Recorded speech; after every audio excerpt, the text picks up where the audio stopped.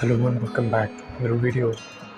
In this video, I want to talk about rituals and how every ritual act is a process of accessing the collective unconscious, and how, although it may seem as if a ritual is contradictory to another ritual, they are all basically accessing a domain of the collective unconscious that is there to be accessed by anyone, regardless of their beliefs, regardless of their tradition, regardless of their upbringing. The only thing that is required is the trust in the collective unconscious and the trust in its ability to manifest and give you the information that is achievable through this ritualistic act.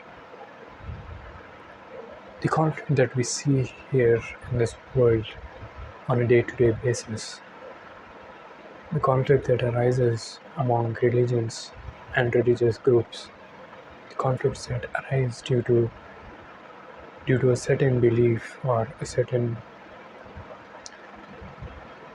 belief in the ritualistic act or a certain philosophy, is due to this misconception or this misunderstanding about how our minds work. If we closely look and analyze our minds, if we look at our minds from an indifferent view, from a view that is beyond the mind, and we carefully observe the workings of the mind, not just in us, but also in other people, we will be able to understand the nature of the mind and its workings.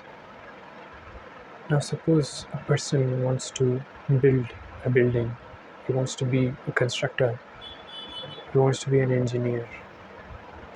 The first thing that he does is he procures elements that is required for building a house, that is required to proceed further in the project.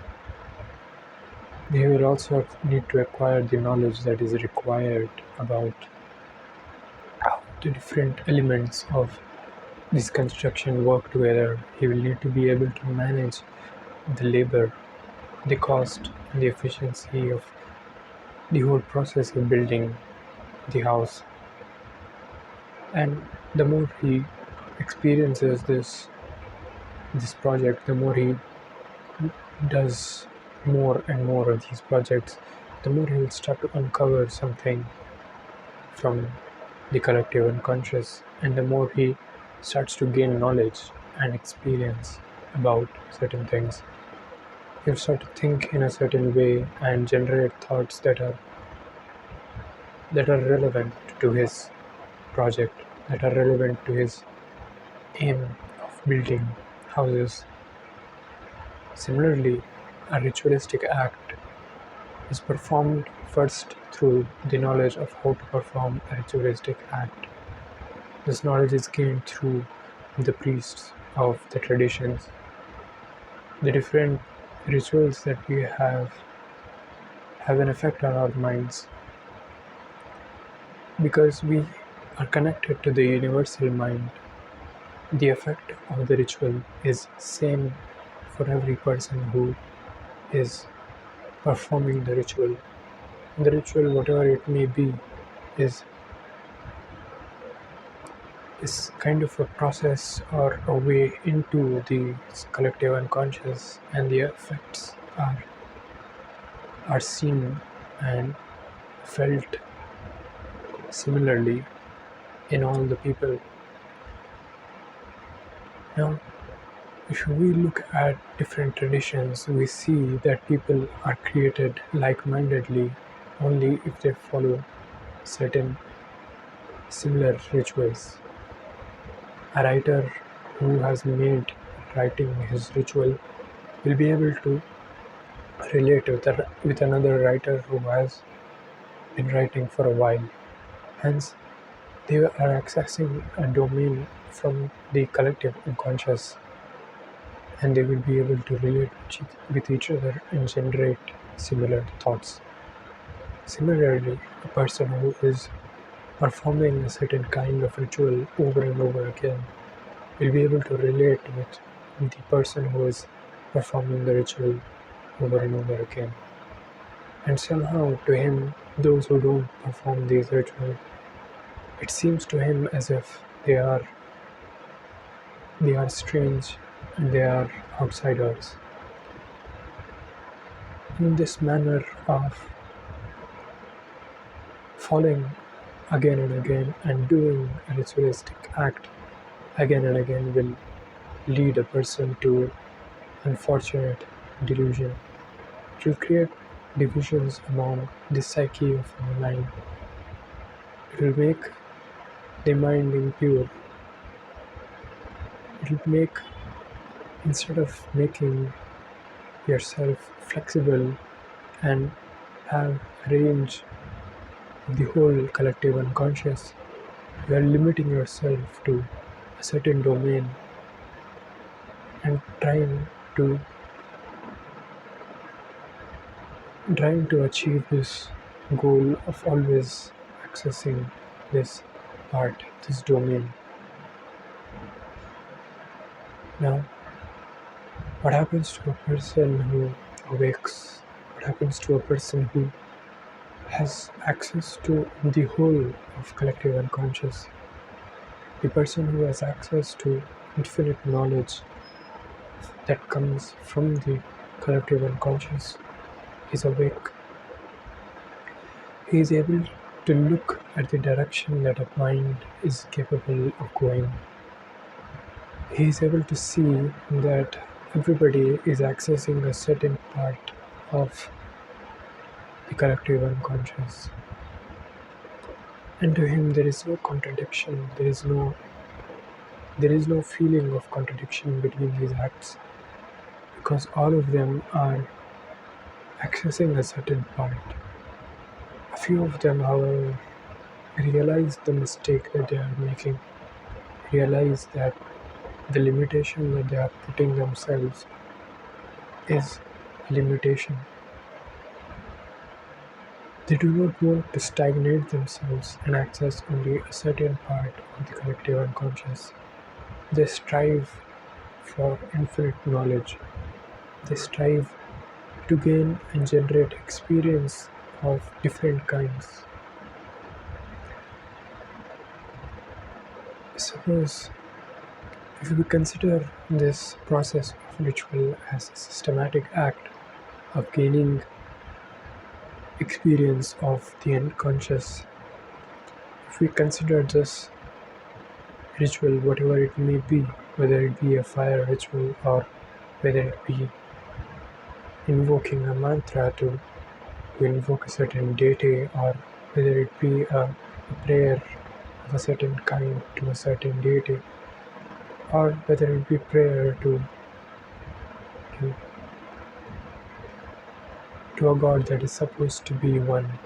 Whatever it may be, if it is done ritualistically, it will create a separation, it will create a bondage, because the mind is only able to think in terms of idols. The outer idols, no matter how much you break them, the inner idols will never be broken unless and until you awake, unless and until you wake yourselves up and become the consciousness, become the awareness. Until then, you will always be in delusion. Until then, you will not be able to differentiate between the reality and the delusion and the dream. Until then, you are only accessing a certain limited part of the collective unconscious. For a person who has awakened, all rituals are mere mere actions to achieving a certain goal, and after the goal is reached, the ritual must be abandoned. To an enlightened person, everybody is indifferent. Everybody is a manifestation of this collective unconscious that he is able to access. Of course, the actions that you do matter a lot in this world, but eventually transcending the doing nature of you, transcending the doer, transcending the sayer, transcending the thinker is the goal of self-realization. Because self-realization is knowing that your nature is emptiness, that your nature, that your true nature is beyond all forms, beyond all manifestations, beyond all phenomena. When you realize that you are not the phenomena, you are not the experience or the experiencer, you awake, moving beyond rituals, moving beyond the actions, beyond the prayers, beyond the meditations is an essential part of self-realization and sustaining self-realization. Transcending the doer, transcending the sayer, transcending the thinker will lead you to pure silence, to a silence that is ever sounding, to a silence that exists till the moment you die and further after the moment you die. Because this silence is eternal. This silence exists in everybody as one entity. And this silence and this awareness, this consciousness is the nature of every human being, no matter how much, no matter what kind of human being he is, no matter which tradition he belongs to, no matter which face he sees himself in the mirror, no matter what color he is, no matter what gender he is, what political ideology he holds. The true nature of man has been forgotten, and man is being deluded and moving towards further and further delusions. It seems to man as if he knows the truth, but man does not know the truth. Man cannot know the truth. So thank you for watching this video.